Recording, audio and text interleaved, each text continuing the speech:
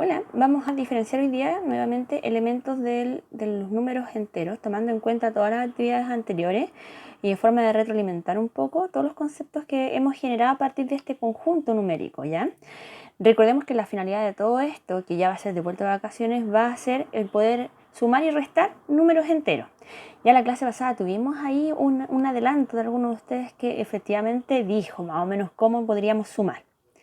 Entonces, veamos, recordemos, ¿qué son los números enteros? Los números enteros son un conjunto numérico con varias propiedades que vamos a ir viendo a medida que transcurre la unidad y que está conformado por tres secciones de elementos, por así decirlo. Primero, está conformado por los números positivos, que son los con los cuales nosotros contamos, 1, 2, 3, 4, 5, y que se llama conjunto de los naturales. Está compuesto por los números negativos a estos números naturales, por los opuestos, por la versión negativa. Es decir, si existe un 1, existe un menos 1, si existe un 2, existe un menos 2, etc. Y está conformado por un elemento que está justo al medio, que no es positivo, que no es negativo, es un elemento neutro llamado 0, que es nuestro neutro aditivo, porque si no lo sumo, si lo sumo, no hace ningún cambio. Fíjense bien, ¿cómo vamos a ordenar esto? Recordar que nosotros ordenamos los números independiente del conjunto que trabajemos en rectas numéricas.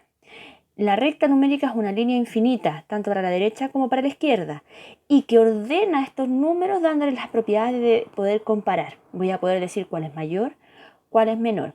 Esta recta, ¿qué hace? Mientras más a la derecha esté ubicado un número, es mayor.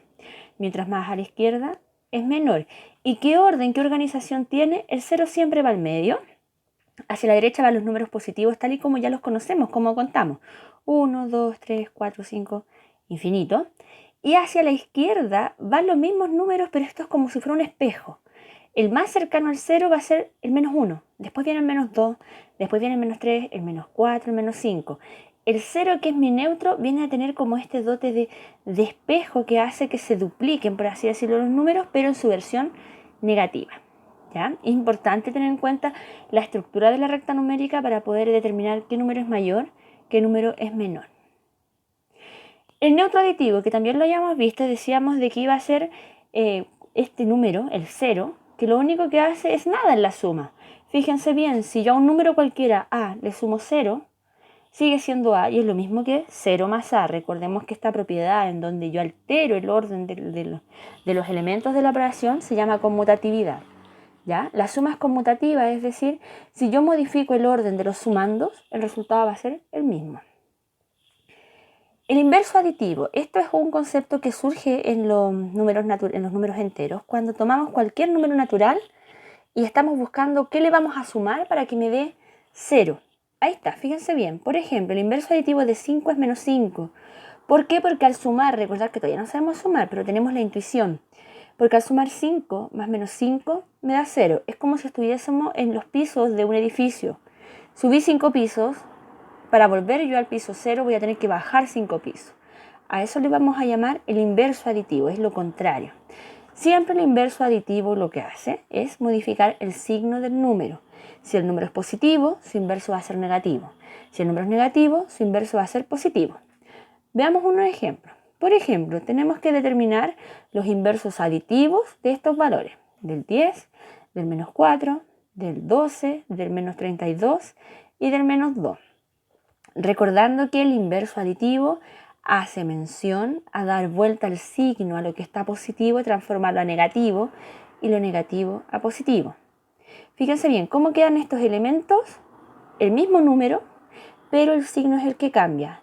El 10, su inverso es menos 10, el menos 4, su inverso es 4, el 12, su inverso es menos 12, el menos 32 va a ser 32 y el menos 2, 2. Otro concepto importante que aparece en los números enteros es el valor absoluto. El valor absoluto formalmente corresponde a la distancia que hay entre un número dado y el 0. Toda distancia en la parte física se mide con un número positivo, por lo tanto el resultado del valor absoluto jamás nunca puede ser negativo. El valor absoluto lo vamos a denotar con estas dos rayitas. Por ejemplo, esa expresión de ahí está preguntando el valor absoluto de 5, es decir, cuántos saltos debo dar del 5 para llegar al 0. Y es el mismo número, pero sin ningún signo, en su versión positiva, estrictamente positiva. Entonces el valor absoluto de 5 es 5. ¿Qué pasa con los negativos? Fíjense bien, esta expresión de acá me está preguntando el valor absoluto de menos 3. Que en este caso, para llegar del menos 3 al 0, son 3 saltitos, por lo tanto, su valor absoluto es 3. Lo que hicimos en el caso de los números negativos es sacarle el signo. Y el 0 que está en el mismo lugar que es nuestro referente, obviamente su valor absoluto va a ser 0. Entonces, recordemos, el valor absoluto es la distancia entre cualquier número de los números enteros, del conjunto de los enteros, y el neutro aditivo que es el 0, ¿ya? Fíjense bien, siempre el valor absoluto entre un número y su inverso va a ser el mismo número, va a ser el mismo valor.